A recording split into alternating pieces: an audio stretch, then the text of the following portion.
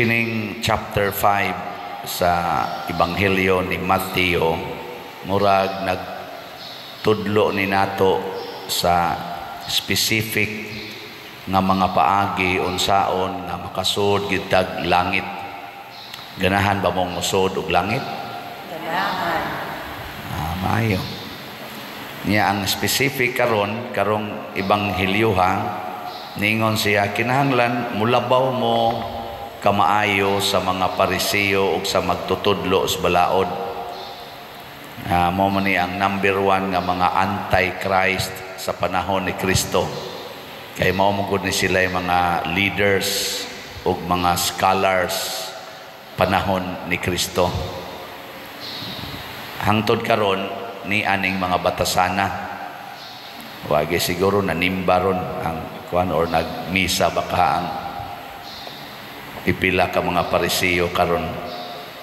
Kana bang tao nga kusog kaayong mo justify sa iyang mga sala niya, tungod kay ni justify siya, iya sa nang itudlo ngadto sa uban. Pananglitan ningon okay ra gid nang masuko kisa bagoy dili masuko, di ba mo ana man tanong saman tugot mo ana amo mosunod mo ana kisa bagoy dili masuko, natural ra man gid nang masuko, no apil tanan kana bitang mo yung ko ayaw na mo kasuko, unsa man ta dili di natataw buang na tanay kanang di masuko. Suko magay ng Ginoo kita na ba noon, mga justification ba. Si Jesus misulti nato ron og specific, ingon siya giingon man na sa sugo nga ayaw pagpatay, murder, thou shall not commit murder. Pero kung masuko kas imong isig ka tao, mabanlod gyapon kas impierno. Mao ni siya gitawag og equivalent sa murder ang kasuko. Kay ngano man kasagaran gyud sa mopatay nasuko gyud na. Ahino na say hired killer. Pero ang kanang hired killer extension man na sa taong nasuko. Mo nang suhulan ti ka patyan ning tawhana kay nasuko ko ani. Mura ra gyapon og bungas kasuko ang pagpatay. Di ko no lingi ako no na imong tupad ing na dugay kang masuko. Niya mo ingon gani siya dali ra ing ka mamumuno ka. Labi na karon nga nananing social media, patio na diha sa social media ang mga gikasuk-an mga anak masukos ginikanan i-post dayon. Mga bana masuko sa asawa, i-post dayon. Mga asawa suko sa bana, i-post. Anha naman naglali sa social media ang kasuko niya sa iyang asawa nga ilara gito dito sa ilang balay, ibutang naman hinoon sa tibuok kalibutan. Yabag na pinatyanay lagi, pinatyanay doon mo ba mao na di kita kasod og langit kung mao ni atong kinaiya. Sa unang pagbasa ni hisgot si San Pablo nga si Moises sa una kay mo hayag man tong iyang naong iyang tabunan kay ang mga Israelita inigawas ni Moises dito sa katong gitawag og tulda sa kasabutan, mao man to ang gitawag og the presence of God. Tuwa dito ang Ark of the Covenant. Musod si Moises dito niya inigawas niya ang iyang naong muhayag, mahadlok man ang mga Israelita, mo to inigawas ni Moises iyang taptapan ang iyang naong. Pasabot ang mga Israelita dili makakita sa himaya sa Dios, sa glory of God nga nagdanag diha sa naong ni Moises. Kini gihatagan ni San Pablo og analysis, ingon siya ang nituo sa Ginoo ni Jesus unya midawat na niya nakakita na sa himaya kay kining kahimtang ni Moises Inigsod niya nga tustulda, iya na sang tangtangon ang tap-tap siyang naong. Pasabot, kung naan natas atubangas Ginoo, makita na nato ang iyang himaya.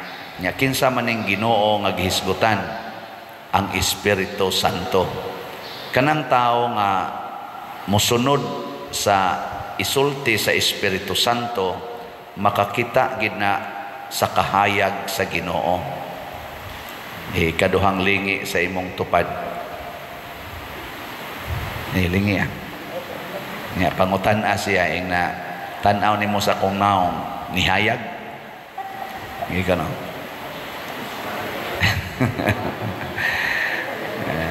Kanang imong anak nga siging suyop, ug ingnon kasi imong anak, ma, tan-aw nimo sa kung naong nihayag. Wa dong ni siga imong mata. Mata ra nimo inihayag.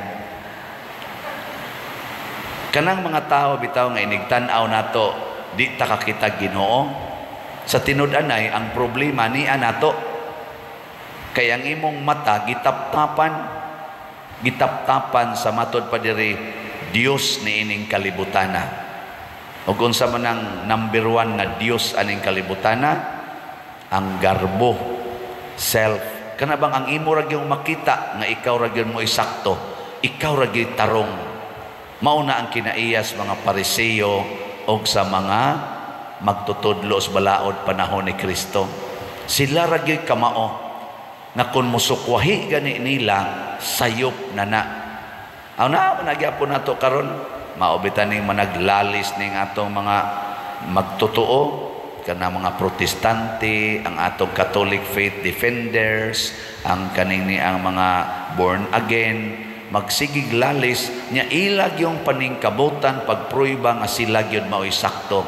Si Jesus dili kaayo mo appreciate ni ana base sa ato karong gibasa. Unsa may gusto ni Kristo? Makita unta nato ang Ginoo diha sa atong isig katao.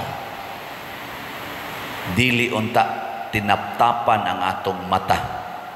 Mao na si Mother Teresa of Calcutta, nakita niya si Kristo sa mga tao nga gitawag og the poorest of the poor. Kaning the poorest of the poor, apil na diha ang mga rugby boys, rugby girls, mga manuyupay, mga murderer, mga binilanggo, kay daghan kay mga sala, kanang mga nanagtago, mga tulisan. Adtuo na ni Mother Teresa sa ilang mga langob nga gipuy-an aron istoryahan. Ang mga rugby boys iya nang tipunon nga iyang pakanon. Kaya nga naman niining mga tawhana nakita niya si Kristo. Munang nangutana ko ninyo nga inigtan-aw nimo anang imong tupad, nakita ba nimo ang himaya sa Ginoo? Nya moingon gani ka, tinaptapan pa na imong mata. Ikaw asawa, kung ang imong bana nangabit, makita pa ba nimo si Kristo diha siyang naong iniguli niya sa kadlawon?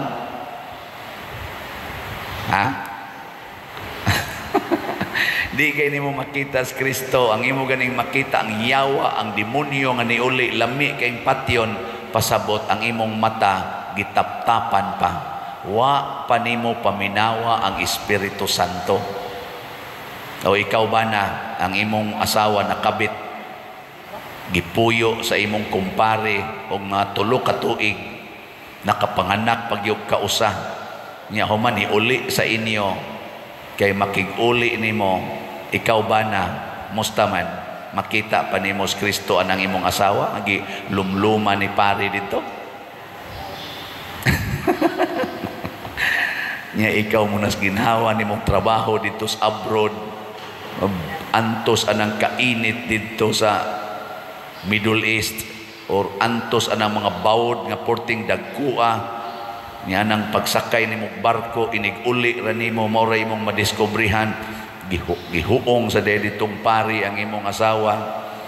Unsa man makita pa nimong Ginoo?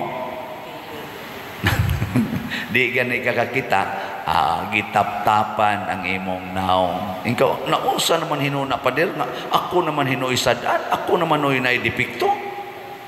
Anak. Mao lagi na nga niingon si Jesus, limpyo higyod ang imong kasing-kasing. Kay ang tinuod nga nagtuo Ginoo, limpyo o kasing-kasing.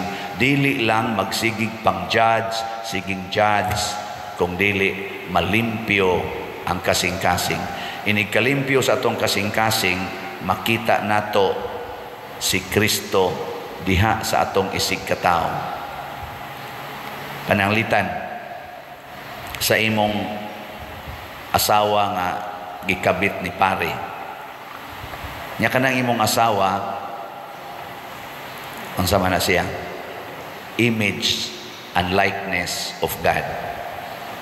Karon nakikabit man. Kung limpyo kag kasing-kasing, unsa may imong bation, ikakita nimo sa imong asawa nga nagpakasala. Maluoy gyud ka. Kaluoy sa kong asawa na ilad sa kalibutan. Kahugaw sa huna-huna o kasing-kasing sa kong asawa, wa niya makita ang dako kaing grasya sa among kaminyoon. Wa na niya makita nga ni ako nagtinarong ko nganha niya. Wa na niya ma-appreciate ang akong paningkamot para niya. Kaluoy sa kong asawa, murag na buang. Kay kanang buang, di man ginaka-appreciate. Imo nang suluban, hubuon man ginaniyang sulob. Imo nang ligoon, maglugid-lugid, ginaslapok ka ng buang. Di naka-appreciate. Di ka maluoy. Ang imong asawa nabuang. Mabutan namin ka, nabuang ka? Nganong nangabit ka? Nabuang ka? Buang yun. Naliso ang utok. Nga naman, giilad sa Diyos ni ining kalibutan. Diyos sa kaulag. Diyos sa garbo. Diyos sa pagka. Sa nga anak, mapatuyangon. Ano ba? Kakuha na mo? Mao na si Jesus, nanaog sa kalibutan, nagpakamatay para nato, kay naglunang nata sa sala, nailad nata sa sala, nabiktima nata sa sala. Mao nang ingon si Jesus diri, kung muhalad mo, musimba mo, niya na makahuna-huna ka nga naay nasilo nimo or ikaw ba'y nasilo niya, wa mo magka husay, biyai usa ng imong halad dinhi. Niya uli sa ngadto, pakiguli sa niya. Unsa may pasabot ana, dili gina para nako, dili gina necessarily nga literal nga makiguli. Sa imo rong kasing-kasing, pakiguli niya.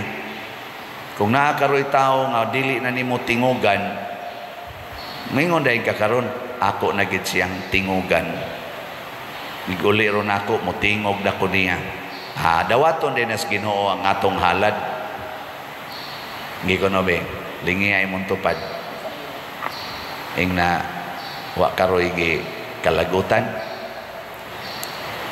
Na, kay di gini mo ipikto ning imong halad kung naa kay gi kalagutan. Nya unsa may pinaka importante nga atong pakigulian, makiguli ta sa Espiritu Santo. Kay kada nato himog sala, atong gipasakitan ang Espiritu Santo. Kung naatay sala, gipasakitan nato ang Espiritu Santo. Muna makiguli ta niya. Basula nato atong sala, ang kuno nato atong sala, di ta magpakaaron ingnon sama sa mga Pariseo nga nagpakaaron ingnon nga mura kunuhay sila limpyo, pero sa kasing-kasing di ay kahibaw silang sige silang supak-supak sa Espiritu Santo. Nya muhalad pagid sila, muhalad pagyud. Di ba kita usahay mga lawat pagid ta bisan pag naatay sala, ngano man pakaaron ingnon, pero sa kasing-kasing sige lang yapong buhat sa sala. Muna ingos Kristo, pakiguli usa samtang may panahon pa. Na siya. Ngay katapusang lingi sa imong tupad.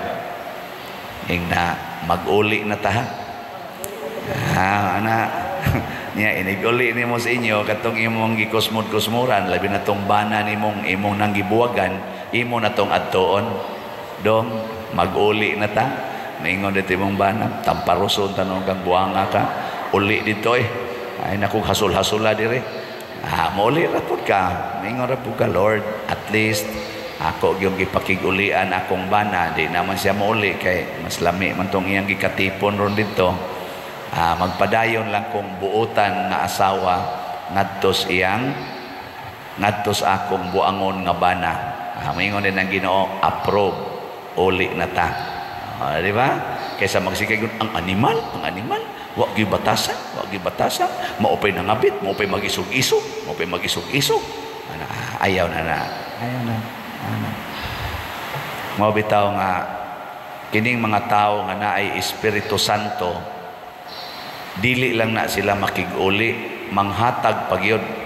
Kana bitang kamao na kang muhatag ngadto sa mga tao nga imong nakita nga dunay panginahanglan. Di na ka magpili. Di na ka maingon nga, muhatag ka na, nga kusog na manglibak nako. Muhatag ka na, nga wa magina manghatag nako, kausa nang hangyo ko na niya. Sus, katong naglisod pa ko, hangyo ko na mga tawhana, asa ko na muhatag, karo maghangyo-hangyo nako. Patilawon ko na silang gibuhat na kusuna. Di na ka mag-iningon ana. Basta na ana kay Espiritu Santo. Kini siya, mura ni siya duwa-duwa. Pero sa tinud-anay mga igsoon, dinagid ta maibog aning kwarta, dinagid ta magsigig-tigom aning kwarta, basta naanatay Espiritu Santo. Ang ato na lang buhaton, magsigitag manage sa kwarta para ika-distribute according to God's way. Nya mao na siya ang makapawagtang sa atong kasuko, makapawagtang sa atong sala nga dagko, labi na ginang pagpatay. Nganong naggubat maning mga nasod sama ng Russia ug Ukraine karon tungod ginas gugmas kwarta. Nya nataptapan ang mga mata, ang kwarta na, ang bahandi, ang gahom na maoy mas importante, ila nang gipangpatay ang mukontra nila. Nganong mag-away ning atong mga politicians panahon sa eleksyon, hangtod na gani mahumang eleksyon, sige lang yapong away, hangtod na lang moabot na lang ang sunod nga eleksyon, sige lang yapong away, tungod yapon nas kwarta. Kana mga politicians nga dili hingwarta, di gid na makig-away. Bisan pag-awayon, mudawat ra gid na. Pero kana mga politicians nga hingwarta, porti kapalaaway ana. Tinud-anay gina mo na iampo nato nakaron untang ato mga politicians alang sa kaayuhan ug kalambuan sa tong nasod, higugmaon ta nila ang mga tao, ang ilang isig ka tao. Nya gamiton ning kwartas atong nasod, ang bahandi sa atong nasod gamiton alang sa kalambuan sa tanan, dili sa pagpreserbar sa ilang kaugalingong political and economic interests. Manindog na ta mga buutan.